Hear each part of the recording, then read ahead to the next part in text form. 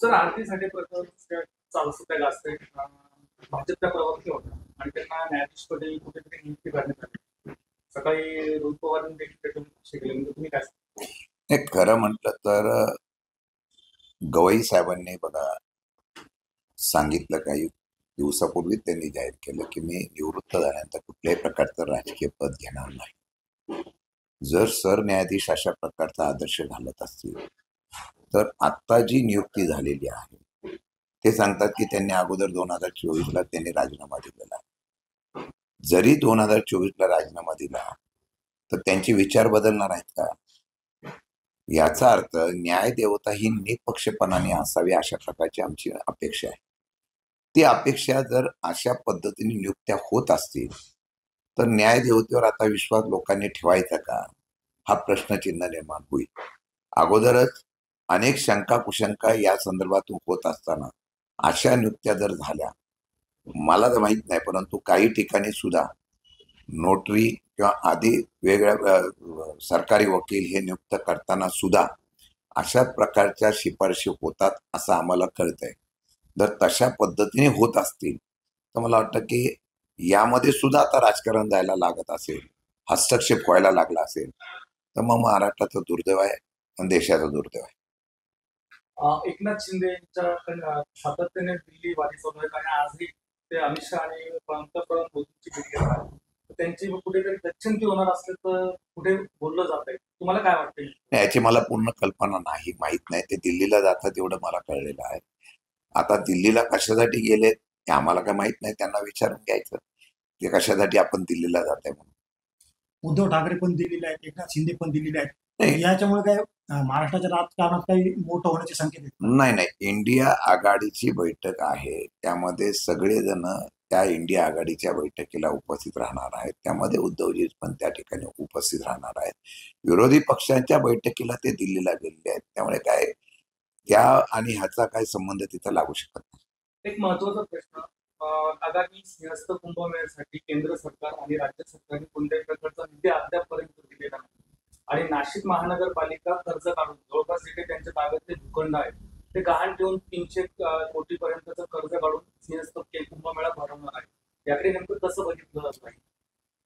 कुंभमेळ्याची तयारी जी आहे ती अगोदरपासून करावी लागते. एक कुंभमेळा संपला की लगेच तिथं दुसऱ्या कुंभमेळ्याची तयारी होते. आता ह्या कुंभमेळा ज्यावेळेला जाहीर झाला नाशिकला करण्याच्या संदर्भामध्ये तेव्हा राज्याच्या मुख्यमंत्र्यांनी सांगितलं की कुठेही कुंभमेळ्याला आम्ही कमी पडणार नाही. अजून केंद्राची निधी जर आला नसेल, राज्याचा निधी जर आला नसेल तर नगरपालिका महानगरपालिका जर जमीन गहाण ठेवून जर काढत असेल, तुमच्याकडून कळलं असेल तर हे सर्वात मोठं दुर्दैव आहे आणि दुःख आहे. आपण जर बघितलं राज्यच कर्जबाजारी झालेलं आहे. या राज्यामध्ये इतकं कर्ज झालेलं आहे की आता पैसे सरकारला कोणाकोणाला द्यायचे आता प्रश्न आहे. त्यामुळे मला वाटतं एखाद्या कुंभमेळ्याला सुद्धा सरकारकडे पैसे नसतील म्हणून जमीन विकायची वेळ आली असं मला वाटतंय. स्थानिक प्रश्न आहे. अडवण इथे एमआयडीसीचा प्रस्ताव आहे आणि स्थानिक शेतकऱ्यांनी मोठ्या प्रमाणावर यामध्ये विरोध केलाय. तर याकडे कसं बघता येईल? मला आत्ताच आमच्या युवकच्या अध्यक्षांनी सांगितलेलं आहे, त्यांचं म्हणणं असंच आहे की तिथल्या भूमिहीन होत आहेत ते शेतकरी आणि त्यांचं म्हणणं आहे की शेती आमची जाऊन भूमी होण्यापेक्षा त्यांना आमचा विरोध आहे. एवढंच नव्हे तर दूषित पाण्याच्या संदर्भामध्ये सुद्धा मध्यंतरी आंदोलन झालं होतं, ज्याचं शेतीने नुकसान झालं होतं, पण ते सुद्धा आंदोलन केल्यानंतर ते दडपण्यात आलेलं आहे. जर विकास प्रगती व्हावी यासाठी कोणाची हरकत नाही, परंतु प्रगती माणसाला नेस्तनाबूत करून कोण करत असेल तर ते चुकीचं आहे. त्यांनी विरोध केलेला आहे. आत्ताच आम्ही आता पक्षाची बैठक होते, या प्रमुख नाशिकच्या आता पाऊस प्रचंड पडला, अजून खरीप पीक झालेलं नाही, द्राक्ष बागायतदार अडचणीत आलेला आहे, कांदा शेतकरी उत्पादक अडचणीत आलेले आहे. या संदर्भामध्ये सरकारने कुठली भूमिका जाहीर केल्याबद्दलची नाराजगी आहे. मी आज पक्षाची बैठक घेतोय, त्या पैशाच्या बैठकीमध्ये हे सगळे विषय जर चर्चेला आले तर पुढे आमच्या पक्षाच्या वतीने किंवा महाविकास आघाडीची एकत्रित बैठक करून या असलेल्या नाशिकच्या प्रश्नासंदर्भात आम्ही आंदोलन करण्याची भूमिका घेणार. आणखी एक पाण्याचा प्रश्न आहे सर. शहापूर बाहुली धरण जे आहे त्याचा उपयोग जो आहे तो तालुक्यासाठीच व्हायला पाहिजे अशी अनेकांची भूमिका आहे, परंतु हे पाणी ठाणे जिल्ह्याला चाललंय. तर यावरती देखील आंदोलन होण्याची शक्यता आहे आणि हे पाणी राखीव ठेवलं पाहिजे अशी शेतकऱ्यांची आणि नागरिकांची मागणी आहे. नाही, ठाण्याला पाण्याची आवश्यकता, पिण्याच्या पाण्याची आवश्यकता असेल तर त्या संदर्भात देण्याबद्दल हरकत नाही, परंतु ठराविक जो कोटा असतो तो त्या ठिकाणी आरक्षित असतो, तो तिथल्या स्थानिक लोकांच्यासाठी असतो, शेतीसाठी, पाण्यासाठी. माझ्या माहितीप्रमाणे त्याच्यामध्ये मी माहिती घेतो, तर त्या निकषामध्ये त्यांनी आरक्षित ठेवलेलं आहे का नाही बघतो. नसेल ठेवला तर त्याच्याबद्दल नाराजी असेल तर त्याची पण चर्चा करून आम्ही निर्णय घेऊ. शेवटचा प्रश्न, मुंबईचं कबूतर खाण्याचं प्रकरण सध्या तापतंय आणि थोड्या वेळापूर्वी जैन समाजाने आक्रमक होत तिथे जे ताडपत्री होती ती देखील हटवली आणि यामध्ये काहींना अटक देखील झाली अशी आता माहिती मिळते. हे मला विशेष वाटतं. म्हणजे हे आंदोलन ज्या वेळा झालं, हा निर्णय झाला कुठं? मी होतो त्या विधान परिषदेमध्ये. त्या विधान परिषदेमध्ये ज्यांनी विषय मांडला ते भाजपचे. मग सुनील भारती असतील किंवा त्या ठिकाणी नाही, सुनील भारती नाही, चित्राताई वाघ वगैरे ह्या सगळे आमदार होते भाजपचे.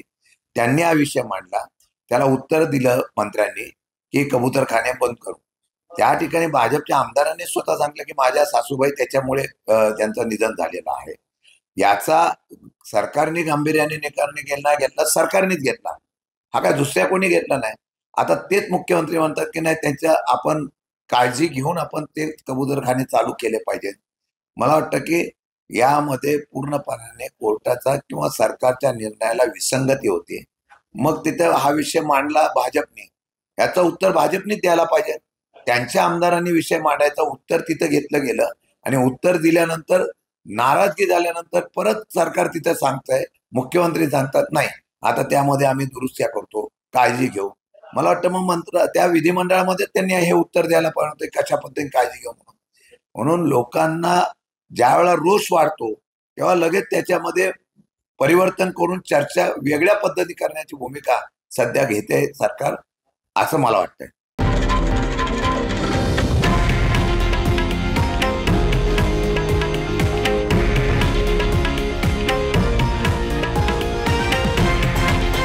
हे आहे देशातील नंबर 1 न्यूज नेटवर्क आणि आपण पाहत आहात TV9 मराठी, एकमेव.